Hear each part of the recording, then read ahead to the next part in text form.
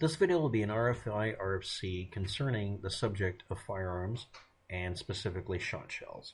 Ever since conventional cased ammunition has been created a long time ago using brass shells and then paper shells, or the other way around depending on what history book you're reading, people have been trying to figure out to get more bang for their buck literally. One of those is that low-cost ammunition for a shotgun is usually birdshot or a target load. And the more expensive stuff is sometimes either sold because it can give you more back from firing one shot, like let's say a slug or buckshot to get a deer rather than getting one bird that weighs like 1/50th the amount. Birdshot converting to a slug or something similar. Methodologies, from worst to best method, and I might pontificate on a few things. One of them is to partially cut the top part loose so that when fired, basically the bottom of it acts like a big blank propelling the mass of shot that's essentially held in a package in the paper or plastic front part of the cartridge. It's unsafe to fire a cut shell out of many shotguns, but if your shotgun could tolerate it, you could test this by seeing if you could squeeze the cartridge in the wrong way and see if it can go in. It will work and has been found to work rather well for some guns. Your mileage will vary. But because it's firing something that by definition is 0.79 inches down a barrel that's 0.73, if it's actually too standard, it's not ideal at all. And it only works if the cartridge is extremely tightly crimped shut at the end. The crimping methods are folding the ends over into a kind of a pie pattern, or rolling them in and having them hang onto a little cardboard or plastic overshot card. That last method falls apart or blows out a lot more often than the one that's fold crimped. Now the problem with that, of course, is that you get something stuck in the barrel. It could cause a jam situation where it jams or bore obstructs and blows the gun up. Or at least, at a bare minimum, it'll make it to where you miss. That's considered unsafe. So let's move on. The other one is to trim off or unfold the crimp on top, melt wax, mix in the shot with the wax, and put it back into the shot cup, or just on top of the wadding. And that would be a frangible slug. It takes up the entire volume of the cartridge, but that's acceptable because that should be able to fit through the barrel normally. And it is a collection of the pellets being held together.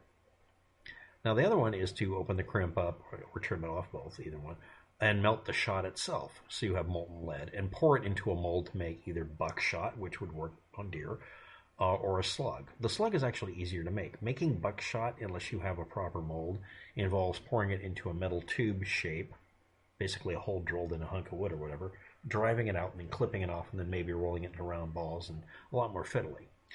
And then you re-crimp the hole over the top of whatever you produce. And this will or will not fit properly, depending on how you do it. Now, the other method for this that I'm going to bring up is some fine-tuning of this data.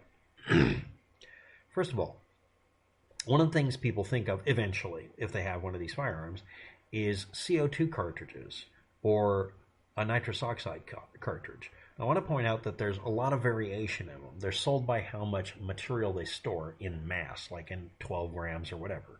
A 12-gram CO2 cartridge might have an 18, 18.5, or 18.6 millimeter outer diameter. They don't look very different, but 18.6 is by definition overbore for a shotgun. And also, they won't fit in most holes, and this is extremely dangerous, and they're made of steel. There's like everything wrong here except actually having a hunk of uranium shoot out of it. Don't do that. Nitrous oxide containers, however, the butt end of them, if it's cut off with a pipe cutter, can actually work as a slug. But here's the peculiarity. One of the things is using a CO2 cartridge as a mold to put the lead in. It makes it to where it has a round nose, and you can also, it'll end up with a flat-based projectile that comes out, which is almost ideal since any other designs require a little bit more fiddling. But one of the methods that's brought up is to pour it into a heated, or just heat it inside of an open, cut-off top CO2 cartridge, using it as a mold. Hopefully it works, instead of you having to use the cartridge as a slug, and or just using it as a melter to put it into something else. And then whatever you pour it into, putting a depression in the back of it to make it nose heavy. And one of the things that's brought up, and I'm just going to bring this up, and this is a practice that requires that you learn about what you're melting. If you're melting bismuth or whatever metals are being used instead of lead, you have to know how they work. If you're dealing with tungsten that's been compressed into a powder, it won't work. You're going to have to do something else here. Glue works better, or wax works better. Seriously. But other things that have been used as a mold that have been seen on the internet, 12-point sockets. The average quote-unquote rifled slug, which just means there's gouges on the side, it doesn't mean it's rifling, uses a 12-point socket in this case, and it can be called a 5/8 socket, or a 16 millimeter, or an M10. And they can work as a solid slug mold, and you can get different ones for different sizes, but these will work, technically, it works, for making a slug for a shotgun that's almost the same as a real shotgun slug. And they can have a cavity produced in the back. In fact, some people will take a socket set and convert it over to being just a slug making thing. Now, if you're buying your boxes of, birdshot loads or whatever, you have to make sure all the material goes back into them so it's completely balanced for what you're firing, for what's firing it. Don't let them get imbalanced. Don't put in too much lead or too little lead. It's going to do something goofy. But can this work as a slug mold? Yes. Can the nitrous oxide or the CO2 cartridge work as a slug mold? Yes. Can you fire nitrous oxide containers? Technically, yes. That's actually been done enough that we now can see from people doing experiments, and yes, actual science studies have been done finally. Yes, they actually did. That some of these can actually work quite well.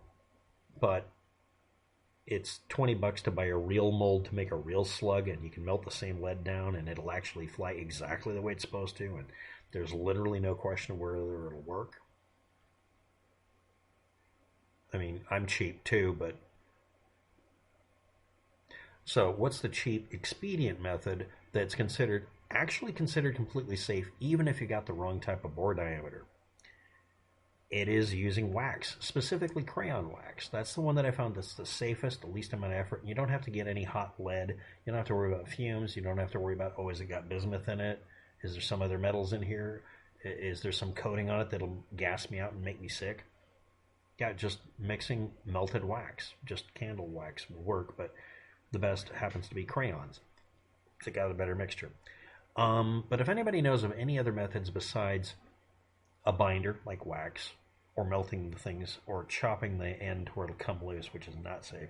If anybody knows of anything but these three, please to say so below. Also, no, I really did look up all the socket data I could and actually measured some. 5/8 socket seems to be nearly perfect. And if it's a 12-point socket, it works better than the 6-point, because it does.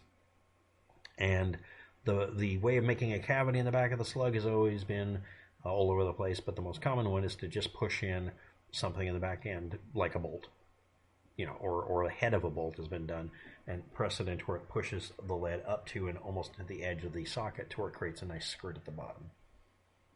But yeah, I was looking for anything besides these three methods, which virtually everybody looks up anyway.